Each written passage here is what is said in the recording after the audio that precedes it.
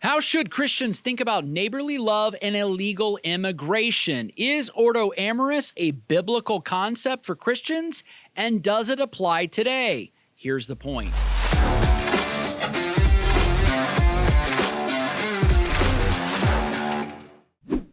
Those who've been watching the conversation on social media know that Vice President J.D. Vance stirred up controversy this week when talking about U.S. immigration policy and open borders, when he said during a Fox News interview with Sean Hannity, quote, "There is this old school and I think a very Christian concept that you love your family and then you love your neighbor and then you love your community and then you love your fellow citizens in your own country and then after that you can focus on the entire world," end quote.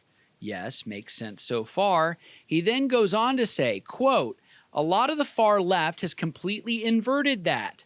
They seem to hate the citizens of their own country and seem to care more about those outside their own borders. That is no way to run a society," end quote. As you might suspect, this common sense appeal was met with urgent and desperate pleas from the left and the Christian left, saying that such a concept is unchristian and that the ordo amoris isn't a Christian concept at all. They protest that Jesus teaches the opposite in the Sermon on the Mount. For example, we're to love our enemies, pray for those who persecute us, turn the other cheek, and not return evil for evil.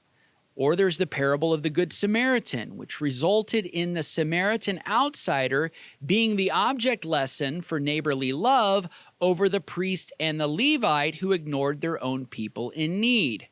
In other words, these lessons in Scripture were levied by those objecting to the ordo amoris and ostensibly J.D. Vance's stance on border policy, believing them to be an attempt to prove in absolute terms prevailing Christian attitudes towards immigration policy should always be towards love, openness, and compassion, i.e., Christians bear a greater responsibility and obligation for the alien, the stranger, and the sojourner.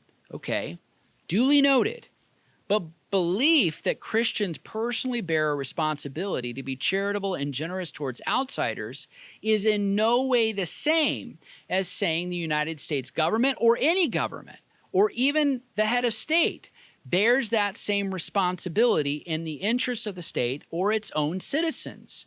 While God delegates authority, God hasn't delegated the Great Commission or spiritual authority and kingdom work to federal agencies, NGOs, or federal grant programs.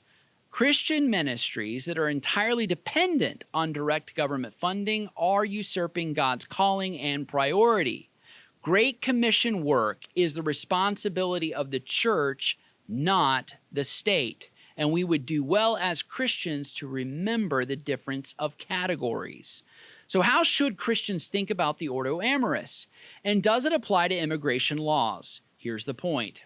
The ordo amoris is above all a Christian concept that comes from the writing of St. Augustine in the City of God, where he discusses rightly ordered loves. In the City of God, not only does love for God come first, but all loves are rightly ordered and distributed appropriately.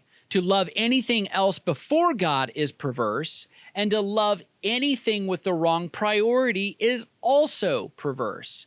As in the case of California, any man who loves fish more than people of his own community has a perverse sense of love. As in the case of the church, any man who loves his neighbor's wife more than his own wife is most assuredly an adulterer. As any head of state, those who prioritize the safety and well-being of the foreigner ahead of his own people is most assuredly corrupt and derelict in his duty. The ordo amoris does not mean that Christians bear no responsibility toward the alien and the stranger or the outsider, but it does mean that such priorities must be put in their proper place. Remember, God has delegated responsibilities to the family, to the church, and to the state. It is important to also remember The Christian left abhors biblical authority and will always abandon proper Christian categories when political points are at stake. We must understand that when Jesus was outlining the two great commandments, to love God and to love neighbor, he was not flattening the priority of marriage and the family, nor the priority of the state, as in Romans 13, to punish evil and promote the good. He was not setting in absolute terms that Christians must love criminal, illegal aliens with the same priority and intensity as their own children. That not only instinctively is wrong and naturally wrong, it is biblically wrong in every sense. After all, Paul warns Timothy that anyone who fails to provide for his own family is worse than an unbeliever. Do not fall for the trap of weaponized emotion or toxic empathy. Do not be steered by blind compassion without understanding the facts. In the United States, our border crisis was one that gave no priority to American citizens or to the 350,000 children being trafficked whose whereabouts today are completely unknown, or to the 250,000 Americans who have died of fentanyl overdose that was trafficked across the southern border, or the more than 20 million illegal immigrants who are unaccounted for in a system that is neither in service to them nor to the American people.